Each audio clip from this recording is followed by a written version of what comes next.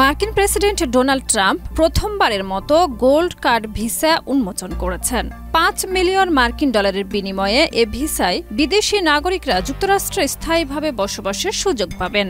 Gold card ভিসার অধীনে পেশাজীবীরা এবং উদ্যোক্তারা তাদের ব্যবসা ও প্রতিষ্ঠানের জন্য সহায়ক পরিবেশ পাবেন, যা তাদের উন্নতি এবং নতুন কর্মসংস্থান সৃষ্টির দিকে অগ্রসর করবে।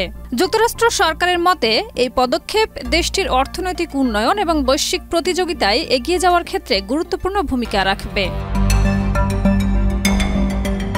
3 এপ্রিল এয়ারফোর্স ওয়ানে এই বিশেষ ভিসাটি উন্মোচন করেন ট্রাম্প। বার্তা সংস্থা AFP জানিয়েছে, গোল্ড কার্ডটির উপর ট্রাম্পের মুখমণ্ডল ও দ্য ট্রাম্প কার্ড লেখা একটি প্রোটোটাইপ দেখা যাচ্ছে।